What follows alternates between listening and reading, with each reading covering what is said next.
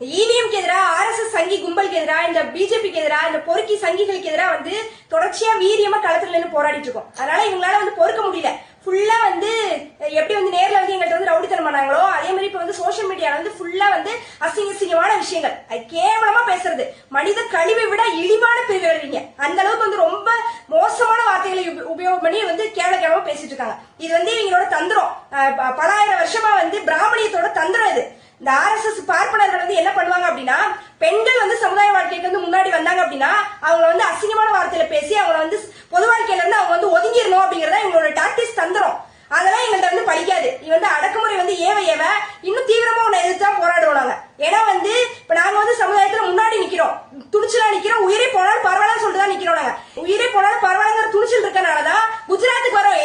எதுவுமே கிடையாது எங்கள்கிட்ட. நாங்க பாட்டுக்கு வந்து ட்ரெயின் ஏறி குஜராத்துக்கு வரோம். குஜராத்ல நாங்க பாட்டுக்கு வந்து ரோட்ல போய் பிரச்சாரம் பண்றோம், பீகாருக்கு போய் பிரச்சாரம் பண்றோம், டெல்லியில போய் பிரச்சாரம் பண்றோம், மகாராஷ்டிரால போய் பிரச்சாரம் பண்றோம். எல்லாமே நீ வந்து ஆட்சி பண்ணக்கூடிய மாநிலம் தான். உயிருக்கு வந்து பயம் இருந்துச்சு அப்படின்னா எங்களால நாங்க வந்து வர முடியாதாங்க. உயிருக்கு பயம் கிடையாது எங்களுக்கு.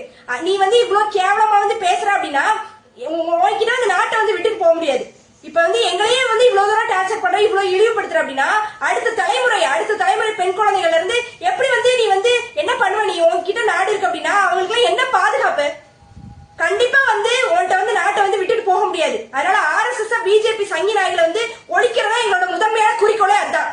நீ வந்து என்ன அவதூறு பிரச்சாரம் வேணாலும் பண்ணிக்கோ, என்ன வேணாலும் பண்ணிக்கோ, நாங்க வந்து பின்வாங்க போறது கிடையாது. முன்னாடிதான் வருவோம். முன்னாடி வந்து உன்னை காலி பண்ற வேலையை பார்ப்போம். இதை வந்து ஸ்ட்ராங்கா வந்து உனக்கு வந்து சொல்லிக்கிறோம். நாங்க ஆர்எஸ்எஸ் காரங்களுக்கு வந்து நாங்க வந்து ஸ்ட்ராங்கா வந்து சொல்லிக்கிறோம். இந்த வீடியோல வந்து முக்கியமா வந்து நாங்க சொல்ல போற விஷயம் என்ன அப்படின்னா, நாங்க வந்து எப்படிப்பட்ட வாழ்க்கையை வந்து வாழ்றோம், எங்க வீட்டை வந்து ஃபுல்லா வந்து காட்ட போறோம். நாங்க வந்து எப்படிப்பட்ட வாழ்க்கையை வந்து வாழ்றோம், எங்களோட பொருளாதாரம் என்ன, நாங்க வந்து எப்படி வந்து தொடர்ச்சியா வந்து பிரச்சாரம் பண்றோம், களத்துக்கு போறோம், மக்களை சந்திக்கிறோம், இந்தியா ஃபுல்லா பயணம் பண்றோம் அப்படின்னா எங்களோட பொருளாதார செலவுகள் இருக்கு. இது செலவு இல்லாமல இல்ல, செலவு பண்ணி தான் வந்து மக்களுக்காக செலவு பண்ணி தான் வந்து களத்துல நின்றுட்டு இருக்கோம். அந்த செலவுகளுக்கு வந்து நாங்க என்ன பண்றோம், எங்களோட வருமானம் என்ன, நாங்க வந்து எப்படிப்பட்ட வாழ்க்கையில இருந்து வந்து இதை வந்து பண்ணிட்டு இருக்கோம் அப்படிங்கிற எல்லாத்தையும் வந்து சொல்ல போறோம். முக்கியமா வந்து மக்களுக்கு வந்து சாதாரண மனிதர்களால என்ன பண்ணிட முடியும் அப்படிங்கிற கேள்வி வந்து மக்கள்கிட்ட இருக்கு.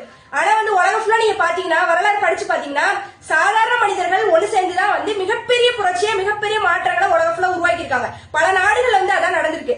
அவங்க வந்து தினந்தோறும் வந்து அவங்களோட அடிப்படை தேவைகள் கூட பூர்த்தி பண்ண முடியாத சூழ்நிலையில் இருக்க மனிதர்கள் தான் அவங்களோட உறுதியான தத்துவம் இருந்திருக்கும், உறுதியான கொள்கை இருந்திருக்கும்.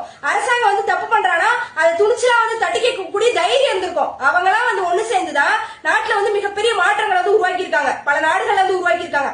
அப்படிப்பட்ட ஒரு சூழ்நிலை இந்தியாலே உருவாகும், கண்டிப்பா உருவாகும். இந்தியாவில இதுக்கு முன்னாடி எத்தனையோ மாவீரர்கள், பகத்சிங்ல இருந்து சந்திரசேகர் ஆசாத்ல இருந்து எத்தனையோ பேர் வந்து நாட்டுக்காக உயிர் கொடுத்திருக்காங்க. அவங்களெல்லாம் நாங்க ரோல் மாடல் வச்சுதான் வாழ்ந்துட்டு இருக்கோம். உனக்கு அதெல்லாம் புரியவே புரியாது.